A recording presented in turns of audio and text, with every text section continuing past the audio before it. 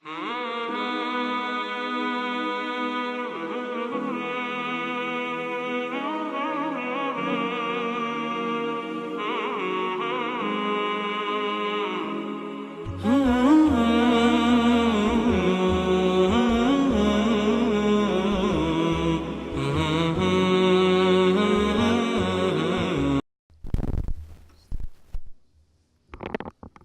عليكم ورحمة الله وبركاته. الحمد لله حمدا والشكر لله شكرا. اللهم لك الحمد حتى ترضى، ولك الحمد بعد الرضا، ولك الحمد إذا رضيت. اللهم أنت نور السماوات والأرض فلك الحمد، وأنت قيوم السماوات والأرض فلك الحمد، وأنت فاطر السماوات والأرض فلك الحمد. نصلي ونسلم على حبيبنا وشفيعنا وقرة أعيننا محمد صلى الله وسلم وبارك عليه.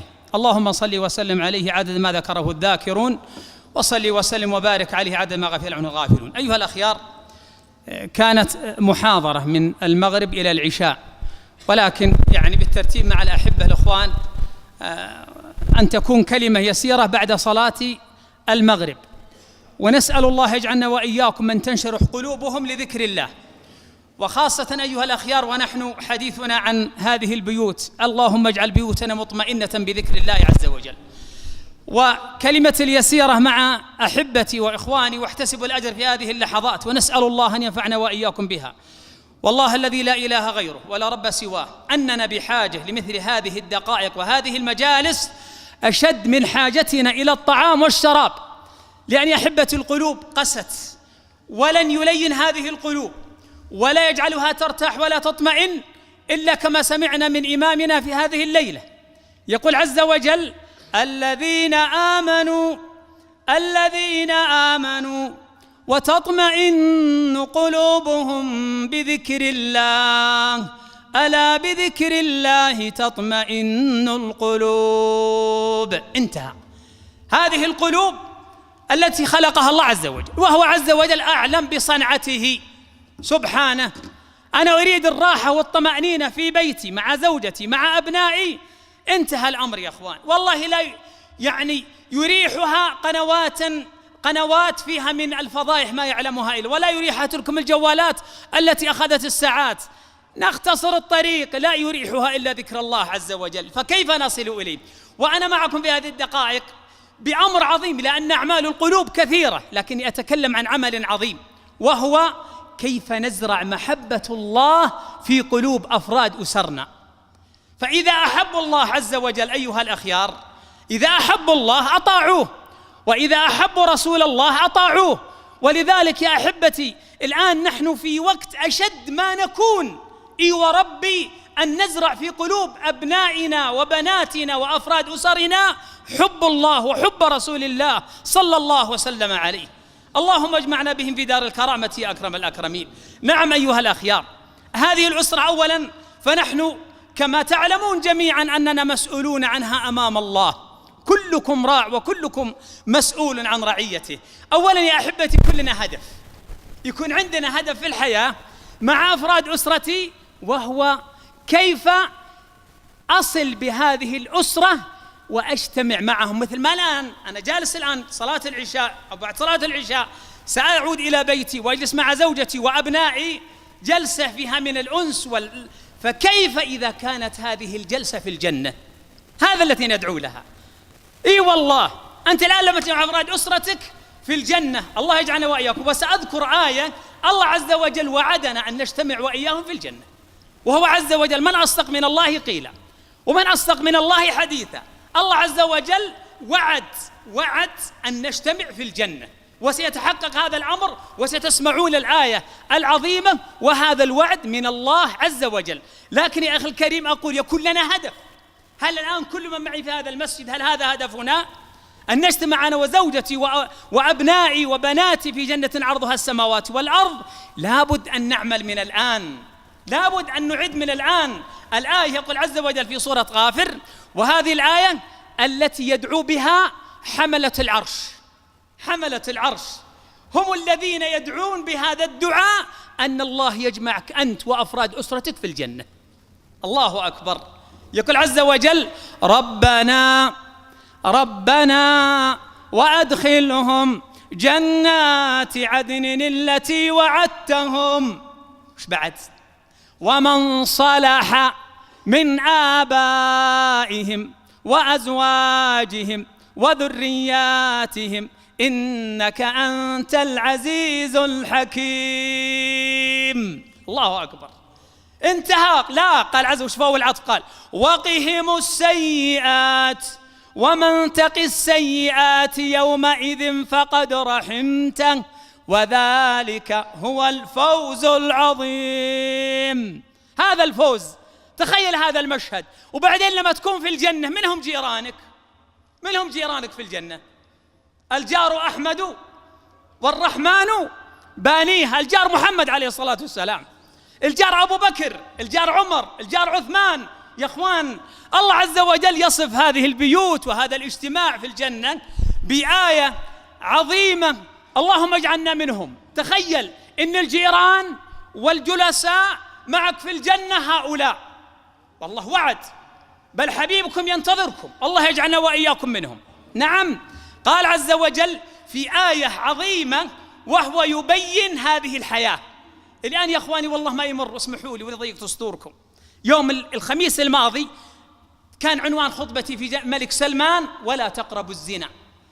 الله يجعلنا وإياكم من ابتعد عن طرقه، الله يعافينا وإياكم. واسمحوا لي يا أخوان، لما نترك الحبل للغارب لأفراد أسرنا. الآن تتصل بامرأة بعد صلاة العصر وأنا في الجامع أعد الخطبة يوم الخميس، ولا قلت لإخواني في الخطبة والله العظيم ما جعلت مناسبة خطبة الجمعة من أجل هذا الموقف، بدأت فيها من يوم الاثنين وأنا بدأ في الخطبة، لكن المرأة هنا في الجامع. وإذا تقول يا شيخ يعني بنتي في ناس واحد يبتزها وتعبنا من 8 شهور أو من سنة وهو يبتز البنت، كم عمرها؟ قالت عمرها 17 سنة. الآن يا أخوان ترى هذا من الجنة، لكن انظر لما تقول حبل على الغارب. ها؟ قلت يا أختي خليها تكلمني، قريبة منس؟ قالت قريبة. كلمتني قلت أمس قريبة منس، قلت يا أختي اطلعي لا تكون في المجلس، خلي البنت لوحدها أبغى أكلمها أنا. طلعت أمها، قلت ما أدري البنت بقيت أمس موجودة؟ قالت لا والله قد طلعت. قلت كيف بتزس؟ يبتزس بيش؟ سكتت. قلت صورتي؟ لقيتي أرسلتي لها صورة؟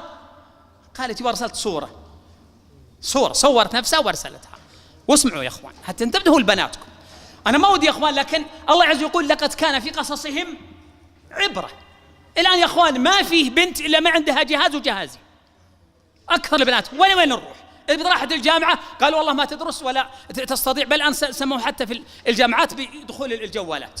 فننتبه لما يكون هذا الهدف، أزرع فرائض أسرتي، ما أستطيع، مالي شمس ظاهرة عليهم كلهم، ما أدري، حتى أقول لهم أبنائي وأقول لهم المحبين أمثالكم والله ما أدري وش اللي وراي، لا ما أدري، لكن لما أزرع محبة الله في قلوبهم إخواني يعيشون. تعلمت. قالت نعم أرسلت الصورة. قلت غيرها، لأني أنا بتصل بهذا الله أن يهدينا وأبناء المسلمين، أنا بتصل به لازم أخذ الصور من عنده. أصدقيني إيش الصور اللي أرسلتيها له؟ قالت صور تقول أقول أصدقيني، لأن عرفت من كلام ما في شيء، لأن محبكم عندي 3 و4 سنوات كانت محاضراتي في ثانويات البنات والكليات الفترة الماضية وأعرف الأوضاع هذه. قالت لا أخفيك والله صوت نفسي بالجوال، كاميرا الجوال كاملا، جسمي كاملا، وأرسلت صورتي وصوري الآن عارية أمام عنده، والآن يبتزني بها، عمرها 17 سنة. هذا الكلام بلسان الفتى، ما واحد قال لي، وغيظا من فيض. الآن لما أقول ربنا وأدخلهم جنات عدن التي وعدهم من صلح ومن صلح، خلاص الأب صالح إن شاء الله ده، لكن يبغى أولاده وأفراد أسرته يكونون إيش؟ صالحين. إذا لازم أجتهد معهم. الآن أغلب من يذهب ببناتنا الكليات سواقين، هي والسواق لوحده فقط. فجأت بعضهم يا أحبتي تستخرج من الكلية، اللهم أصلح بنات المسلمين. لكن يا أخوان نزرع هذا الهدف في قلوب أبنائنا وبناتنا، نريد نرتاح يا أخوان، ما بطرفة عين تبغي الله من حالي إلى حالي. الموت يأخذ فينا في الصباح. كم صليت في هذا الجامع على الأموات؟ كم؟ والله إني أجزم أن لو أقول واحد كم عددهم إنه ما يدري كم عددهم. أنا عندي علم المسألة، تونا فتحنا مغسلة من 2 أو سنة قريب، والله ما أحصي الأموات اللي غسلناهم. هذا حالنا. لكن يا أخوان لنا هدف أن نجتمع هناك في الجنة. ثم يقول عز وجل الحمد لله، الله يجعلنا وإياكم من قالها، الحمد لله الذي أذهب عنا الحزن إن ربنا لغفور شكور الذي أحلنا دار المقامة من فضله لا يمسنا فيها نصب ولا يمسنا فيها لغوب. هذه الجنة. ولذلك يا أخوان كل من يسأل نفسه ماذا أعددنا لها؟ سلف الأمة وش أعدوا لها؟ سلف الأمة أعدوا لها أموالهم وأعدوا لها إيش بعد؟ أنفسهم. لازم نفهم. قال عز وجل إن الله اشترى من المؤمنين أنفسهم وأموالهم بأن لهم الجنة. إلى ناتي الآن بأعظم سبب يكون أخي الكريم سببا في دخولك الجنة أنت وأفراد أسرتك، وهو أن الله يحبك أم لا. شوف لو كنا نقول نحب الله كلنا نحب ربي عز وجل، لكن من هو الذي يحبه الله؟ واحد اشترى أمة من السوق فلما جاء بها إلى منزله وجدها تدعو، وكان من دعائها اللهم إني أسألك بحبك لي إلا ما غفرت لي.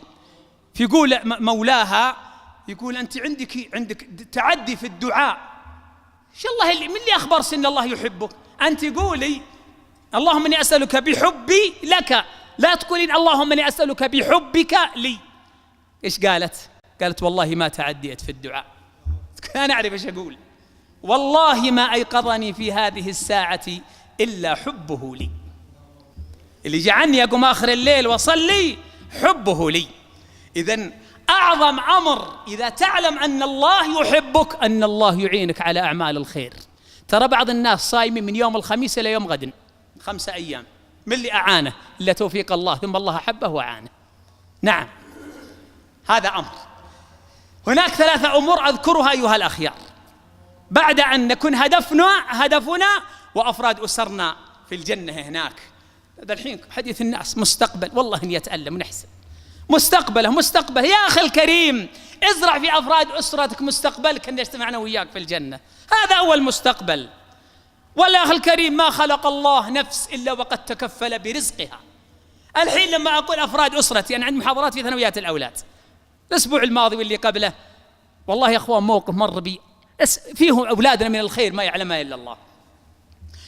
لقيت محاضرة قبل 2 و3 في إحدى الثانويات فيها ما يزيد على 800 طالب، فقال لي مدير المدرسة ترى ما نقدر نخلي الطلاب كلهم 800 عددهم كثير، بنخلي لك الطلاب المحتاجين لمثل هذه المحاضرات.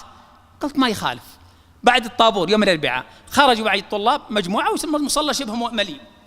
المهم لما طلعت يتبعني 3 طلاب، الطلاب اللي قال المدير هم محتاجين لهذه اللقاءات، يقول عليهم ملاحظات، لكن شوفوا ايش الخير اللي في اولادنا. بس كيف دور رب الاسره؟ الاب تبعوني 3 منهم من الاولاد في بعد ما خرجت من قريب من الاداره وانا في فناء المدرسه 3 مرحله ثانويه. قال يا شيخ والله الحمد لله كان اللقاء وانبسطنا يا شيخ، الحين نطلب منك طلب. قلت وهو؟ قالوا نعطيك هالقلم ذا. طبعا ما هو ذا القلم الثاني في البيت اللي اعطوني اياه. اي والله يا اخوان هذا القلم خذه، وإذا كتبت به ولا وقعت به ادعي لنا. قلت ما يخالف. سبحان الله. المهم أخذت القلم حطه في جيبي ومشيت. سافر ذاك كان عندي سفر يوم الأربعاء، وجي يوم الخميس ويتصل بي شاب، السلام عليكم. وعليكم السلام. ولا العبارات في جوفه يعني. قال عرفتين؟ قلت والله ما عرفتك يا ولدي عسى ما خلاه، شفته يبكي وكذا. قال والله يا شيخ تذكر ال3 اللي جوك أمس وأعطوك القلم؟ قلت نعم. قال واحد منا توفي. الله أكبر. يقول صار على حادث اليوم، كان يوم الخميس صار على حادث توفي، أبغاك تدعي له يا شيخ. الله أكبر. شوف كيف الحياة، شفت القلوب. فأسأل الله أن يكون ذلك المجلس شافعا له. الله أكبر. نعم يا أخوان، هذا المدير قبل شوي يقول لي هؤلاء يحتاجون. شوف الخير اللي في قلبه، شوف التعلق بالله عز وجل، بأي طريق دعوة يريد فيهم خير. بس كيف نتحرك الآن لما أقول لك أول أمر من أسباب محبة الله لك حتى يحبك الله كثرة ذكره. كم نذكر الله في اليوم والليلة؟ كم اليوم كل واحد من يسأل نفسه كم ذكرنا الله؟ طيب جانب آخر حتى أقرب الصورة، كم للقرآن لأهلي ولأفراد أسرتي في اليوم والليلة؟ كم أنا جايكم بعضكم أظنها قراها في الجوال، جتني رسالة أو تغريدة والله ما أدري. المهم واحد يقول قلت لجدتي جدة ليش تحطين فلوسك في المصحف؟ إيش قالت؟ من اللي قراها؟ قال تعرف انكم ما تفتحونه فهو آمن. عرفتوا؟ والله وأنا جايكم قاريها. قال واحد من جدته جدة دائما تحطين فلوسك في المصحف ليش؟ قال تعرف ما تفتحونه فآمنه. الله أكبر. ها؟ الله تحتاج إلى وقفات. نعم نعم. الآن لو يجيني بعض الطلاب في المدرسة وين مصحفك؟ بعضهم يقول لي ما عندي مصحف. كم أفراد أسرتك؟ قال 7. كم عندكم جوالات؟ نادر ما يقول لي 7. والله بعضهم نادر ما يقول عندنا 7 جوالات. أقل معدل 7 جوالات، كل واحد عنده جوال. الأم عندها جوال، والأب عندها جوال، والأولاد عندهم جوال، ولو تعطل الجوال كم للجوال وكم للقرآن؟ نريد محبة الله. أنا أحب الله، كم وردي من القرآن؟ ألا يؤلمني أن يكون غدا أن أحد أفراد أسرتي يشكوهم محمد على ربه؟ تخيل في عرصات القيامة حفاة عراة، وإذا بنبينا صلى الله عليه وسلم محمد صلى الله عليه وسلم يشكو فلان علي ولا عبد الله ولا محمد على ربه عز وجل، يقول يا ربي هذا هجر القرآن. ما ربي يقول عز وجل سورة الفرقان، قال عز وجل وقال الرسول يا ربي إن قومي، شوف ما قال التوراة ولا الإنجيل ولا قال القرآن، كتاب هذه الأمة. وقال الرسول يا ربي إن قوم اتخذوا هذا القرآن مهجورا. والله نتألم 24 ساعة كم الجوال، كم القرآن. ايش رايك؟ ما احنا نفرح لما جاء حساب المواطن ولا ينزل الراتب، والله نفرح ونعرف ذاك الليل كل منا حريص على جواله كيف يفتح في الصباح تم إضافة كذا. ايش رايك لو أصبحت في الصباح وإذا به رسالة تم إضافة 70,000 إلى حسابك؟ ها؟ ايش رايك؟ أظن قلت يمد واحد قال ممكن يجيه جلطة 70,000. ها؟ يفرح ولا ما يفرح؟ طيب ليش ما أقول أفراد أسرتي حسنة واحدة ما يملك الدنيا ولا بنوك الدنيا عند ملك الملوك؟ لما يقرأ جزء في ثلث ساعة 25 دقيقة جزء يزيد على 70,000 حسنة. 70,000 حسنة عند من؟ عند ملك الملوك، عند رصيدك عند الله عز وجل. هذا هو الرصيد. احرص كلنا. ليش الحين الهم في الأفراد الأسرة في الضيق كلنا، بس كم رصيدك، كم رجلك، كم مستقبلك؟ لا، كم رصيدك عند الله. لما أقول لولدي كم رصيدك عند الله، إذن يا إخوان كثرة ذكر الله عز وجل. كم نذكر الله عز وجل؟ كم نذكر الله عز وجل؟ اسمحوا لي يا إخوان، لأن الله عز وجل من قال من ذكرني في نفسه ذكرته بإيش؟ ربي يقوله. أنت الحين لما تحب شخص تكثر من ذكره، والله تحب الزوجة الفلانية والله تحبها وتذكر من ذكرها. لو عندك السيارة الحبيبة إلى قلبك السيارة الفلانية والله تحبها وتذكر من ذكرها. عند من تحب، فضلا أن يكون ذكرها على قلبك. نحب ربي نكثر من ذكره. كم ذكرناه اليوم؟ كم ذكرناه؟ ولذلك ما ذكر الذكر في القرآن إلا على سبيل الكثرة، ما هو على العدد، ما حد محدد. يا أيها الذين من إيش؟ اذكروا الله إيش؟ ذكرا إيش؟ كثيرا. كلها في سورة الأحزاب. في آية أخرى قال عز وجل والذاكرين الله إيش؟ كثيرا، وإيش؟ والذاكرات. إذن أكثر من الذكر، ازرع كثرة الذكر عند نفسك من القرآن، من التسبيح، من التحميد. الله الله أيها الأخيار.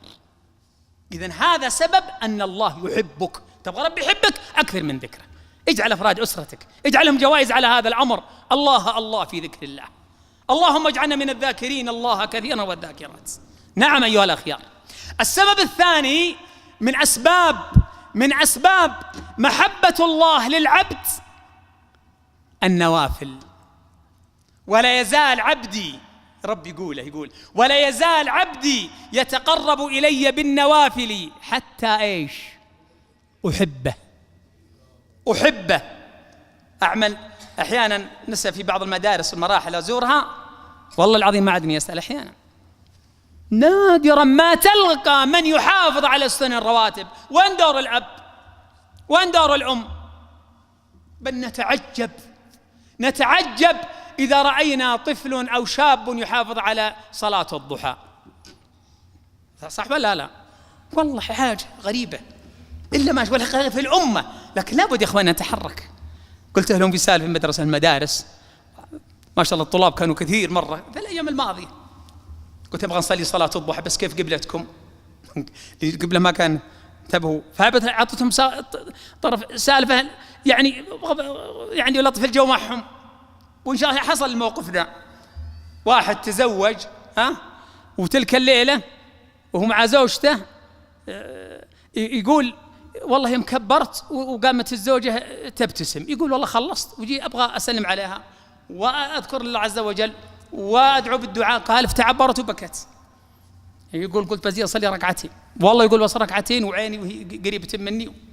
المهم لما قلت يا فلان عندي إن قربت عندي أبغى أذكر الأذكار ولا استبكين، وإن صليت ضحكتي. الرجال ما راحت عينه منها. إيش السالفة؟ قالت والله ما كونك يعني غريب علي وكذا، أما الأمر الثاني كون يضحك إذا صليت ما انتبه على القبلة، شوف السهم حق الغرفة ولا السهم في قفاه وأباها قبلته. قلت عدوا للقبلة. فأقول سبحان الله، أسأل الله العظيم يجعلنا وإياكم من أهل كثرة النوافل. الآن يا أخوان جت كذا تغريدة يعني يقول لك رواتب الدنيا تبني لك بيت فين؟ في الدنيا، ورواتب إيش؟ السرات تبني لك بيت في الجنة. ولا يزال عبدي يتقرب إلي بالنوافل. نزرع في أولادنا بقدر ما نستطيع. إخوان أنا أعرف وأقرأ في عين كل واحد أمامي الآن يقول كيف نقول اجتهد أخي المبارك، الله أرحم بنا. تراه أنزل في القرون المفضلة بل أفضل قرن، بل مع محمد عليه الصلاة والسلام، بل مع ذلك الجيل، أنزل قوله تعالى وأمر أهلك بالصلاة واصطبر عليها. وأمر أهلك بالصلاة واصطبر عليها. إذن أصبر كل يوم قل له السن رواتب، كل يوم قل له وتر ليلة البارعة، كل يوم قل له سنة الفجر، أكثر معناها. ولذلك يا إخوان هذه تحتاج منا إلى جهد. وأبشر بالخير يا رب الأسرة، أبشر بالخير، تبشر بالخير الأم. والله أن اجتهاده لن يضيع عند الله عز وجل. وينشأ ناشئ الفتيان فينا على ما كان عوده أبوه. أنا أجزم يقينا أن من حافظ على هذه الأمور في بيته، رب الأسرة الأم، حتى سيكون هذه المناظر ما تروح من ذهن هذا، حتى لو شطح، حتى لو زلت به القدم، ولكنه نشأ في أسرة محافظة على الرواتب، محافظة على تلاوة القرآن، حتما سيعود ذلك الولد ويذكر هذا الماضي وهذه الأيام. أنا أقول في حال من زلت به القدم. أما من وفقه الله عز وجل وهداه فاعلم أن الله عز وجل كل الأمور بيده، ونسأل الله الهداية للجميع.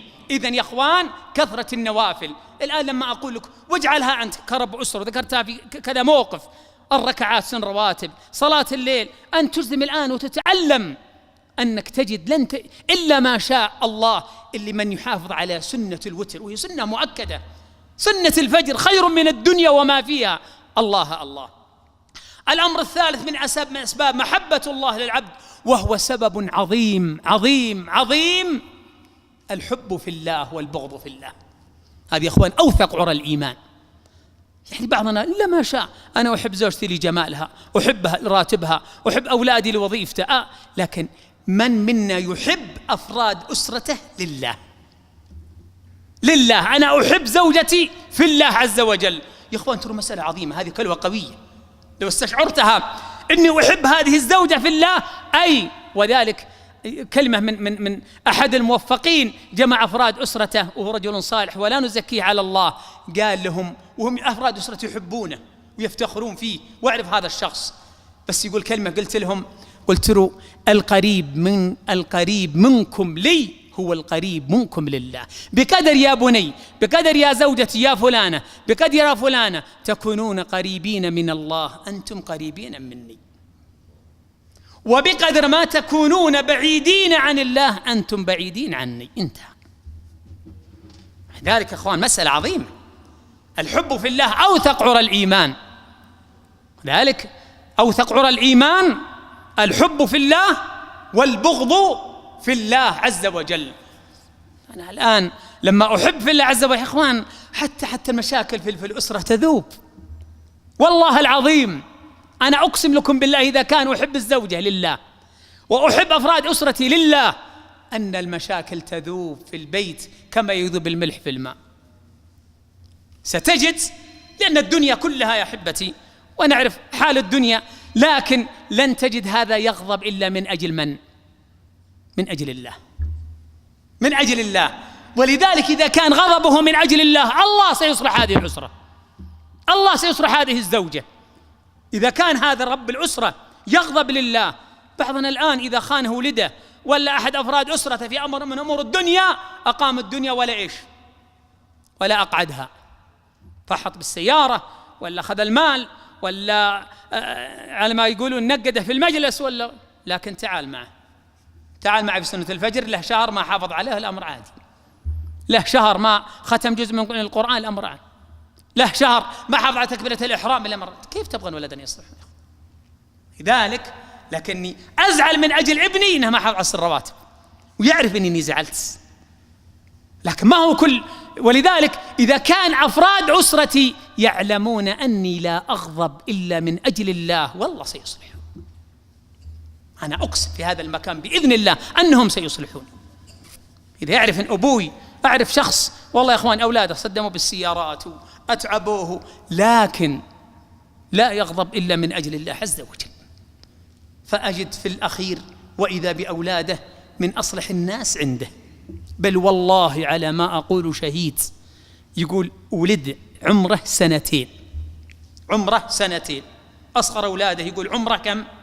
سنتين. يقول قبل عدة ليالي يقول لي، يقول أنا جالس مع أمه والولد الصغير جاي جالس معنا صغير عمره سنتين، قال وإذا به يأخذ يد أمه ويحطها في رجلي يقول كذا، يقول قبضي رجل أبوي كذا ما يتكلم. اي والله. يقول ثم أخذ الرجل الثانية وين صغير سنتين، يأخذ الرجل الثانية ويقبض رجل أبوه عمره سنتين. نعم يا أخوان، ما هي سهلة. أخذ، يقول والله إنه أخذ إيد أمه وجعلها في رجلي، ويقولها يقول قبض رجل أبوه كذا كان يقول ثم أخذ الرجل الثانية وحطها في بين رجولها الصغار ذي، يقول يقبض رجوله، واقسم بالله يقول والله يا ابو محمد واني تفاجأت انه يحبها، يحب ساقي الصايد عمره سنتين. نعم يا اخوان، لما الانسان يكون هدفه ربي، لما يكون رب الاسره ما يصلي صلاة الفجر ما عمرهم عرفوه، قال قوموا يلا نصلي في المقلص صلاة الفجر، فاتتنا صلاة الفجر، ما شافوه. خلاص حتما يا اخوان نشأ هذا الولد على الصلاة في المسجد، انتهى. ولذلك الحب في الله، ايش الحب في الله؟ اني لا اغضب في بيتي الا من اجل الله، من اجل صلاة، من اجل امر من امور، ثم ما يكون غضبي ضرب وغضبي شجار وغضبي، لكن يعرفون اني غضبت ويظن اثر هذا على نفسي، سيصلحون باذن الله عز وجل. اما اذا كانت العكس، أن إذا أمر من أمور الدنيا يكون غضبي أشد من غضبي لله. ولذلك من هو قدوتنا؟ لقد كان لكم في رسول الله أسوة حسنة. إيش كان غضبه له يا إخوان؟ إيش كان غضبه له؟ كان غضبه لله. ما عمره كما روت الأم عائشة وغيرها من زوجة النبي صلى الله عليه وسلم وأصحابه أنه غضب بأبي وأمي أمر من أمور الدنيا، لكن إلا أن يكون إيش؟ في ذات الله. فكان هذا غضب صلى الله عليه وسلم. إذن يا إخوان هذا هو السبب الثالث، الحب في الله والبغض في الله، أن يكون رب الأسرة هذا هو دأبه، فسيكون ذلك الأثر على أفراد أسرته. الأمر الذي أودعكم به أيها الأخيار، وشرح الله قلوبكم، بيض الله وجوهكم، وأعاننا وإياكم على طاعته وعلى شكره وعلى حسن عبادته، وهو الأمر الرابع ونحتاجه وأختم به، وهو أن نزرع حب ونزرع هم الآخرة في قلوب أفراد أسرنا. لأن يا إخوان هي الباقي. اتصل بي ولي أمر قبل فترة قال يا أبو محمد عندنا ميت نبغى نتغسل عقب صلاة العصر. قلت يا أخي الكريم عندنا التغسيل في الجامع من صلاة قبل صلاة الظهر وقبل صلاة العصر، لكن والله علينا مشقة، يعني نغسل قبل المغرب والمغسل قد مشى، إلا تكفى وتعرف أنه صاحب المصيبة. قلت ما يخالف إن شاء الله. أتصل على المغسل ولا عليه حتى وصل. قلت خلاص نصلي على صلاة العشاء. قال لا تكفى يا أبو محمد، عجل بقدر ما تستطيع صلوا على المغرب. قلت يا أخي كيف أقول ما أحب آله يا أخي، وحتى الموضوع ما هو سهل. قال المهم والله يا إخوان ومسكت الناس بعد صلاة المغرب في المسجد بكلمة حتى أتوا بهم إلى المغسلة عندنا في الجامع في الملك سلمان، صلى الله يحفظه ويحفظكم جميعا آمين يا رب العالمين. المهم جاء وصلنا عليه وتألمت. الله أكبر، أفراد أسرته يقول خلاص نقول له إلى بكرة، خلى الثلاجة إلى بكرة ثم نغسله. قال لا إلا ذا الليل. ولذلك يا إخوان ليش ما ذكر أفراد أسرتي بهذه الليلة؟ أول ليلة يا إخوان في القبر، أول ليلة في القبر. اليوم دخلت يا إخوان أحد الأسواق ورأت يعني فتاتين يبيعون في السوق في أحد الأسواق السوبر ماركت الكبيرة هنا. والله تألمت حتى ذهبت إليهم قلت يا بناتي اتقوا الله في أنفسكم، يا بنات لا تكونوا مبعدين بعرض من الدنيا قليل. نعم يا إخوان، هذه البنت يا إخوان يعني أبوها ما درى أنها راحت في هذا المحل تبيع بين شباب وبين أمر مؤلم. لذلك يا إخوان لما أذكرها بأول ليلة في القبر يا إخوان يقولون شيباننا كل قبره إيش؟ إيش يقولون كل قبره الحالة، صح؟ كل قبره الحالة. والله سيحفر قبرك وإنك في قبرك لوحدك وتسأل وحدك ويوم القيامة تبعث وحدك. وانتبه لنفسك، كل نفس بما كسبت رهينة. فنذكرهم بهذا اليوم، وهذا اليوم قريب. يسألك الناس عن الساعة قل إنما علمها عند الله وما يدريك لعل الساعة تكون قريبا.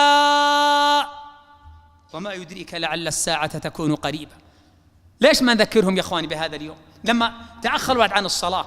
ولا رأيت حتى الآن سواء مع هذه الأجهزة ومع هذه التقنيات ومع الوضع اللي نعاني في هذه الأيام، نسأل الله يصلح نساء المسلمين وبنات المسلمين وأفراد أسرنا ويحفظ بلادنا ويحفظ ولاة أمرنا. نسأل الله يحفظ ولي أمرنا ويحفظ ولي عهده ويجعلنا وإياكم في هذا البلد آمنين. ومن أرادنا بسوء نسأل الله يشغله بنفسه ويرد كيده في نحره.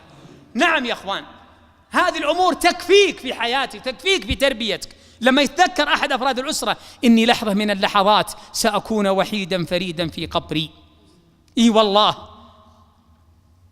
القبر أول ليلة بالله قل لي ما يكون.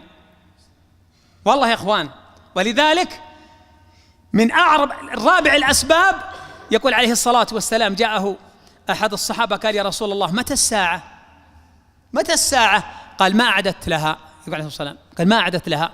قال يا رسول الله والله ما أعددت لها من عمل غير أني إيش؟ أحب الله ورسوله. فلما أمسك أفراد أسرتي أقول يا أولادي يوم الأيام تراك هناك لوحدك، لحظة من اللحظات ما ندري متى هي. اللهم اجعلنا وإياكم من توفاه ربه وهو عراض عنه. متى هي هذه الساعة؟ ثم أقول يا ولدي والله ويا زوجتي الفلانية ويا فلان والله لا تسعد إلا إذا فارقت هذه الروح وأنت تحب الله ورسوله. بيقول لي أنا أحب الله ورسوله. نعم تحب الله ورسوله. كم مقدار طاعتك لله ورسوله؟ نعم قل إن كنتم تحبون الله إيش؟ فاتبعوني يحببكم الله ويغفر لكم ذنوبكم الله غفور رحيم. كم مقدار الطاعة؟ وأرجع إلى رب الأسرة، كم نسبة طاعة رب الأسرة لله ورسوله؟ 100%؟ والله أفراد الأسرة إن شاء الله 80% 90%. بقدر ما يكون رب الأسرة قريبا من الله طيعا لله ورسوله سيكونون كذلك. إذن تذكير الآخرة وحب الله ورسوله أيها الأخيار كل هذه الأمور من المعينة على محبة الله عز وجل لهذا العبد. نسأل الله أن يرزقنا وإياكم حبه وحب من يحبه وحب العمل الذي يقربنا إلى حبه. وأسأل الله أن نكون وإياكم وأفراد أسرنا الذين إذا ودعوا الدنيا واستقبلوا الآخرة أن يكون قدومهم على الله مثل قدوم المسافر على أهله. إي والله يقولها طاووس اليماني. طاووس دعاه أحد ملوك بني أمية فقال له ليش أحببنا الدنيا وكرهنا الآخرة؟ قال لأنكم عمرتم الدنيا وخربتم الآخرة. أي نقول الأوراد وصلنا زوجتي فلان، نقول لأولادي خلونا نعمر الآخرة، نعمرها بالصلاة، نعمرها بقيام الليل، نعمرها بصيام النفل، نعمرها بحب الله ورسوله.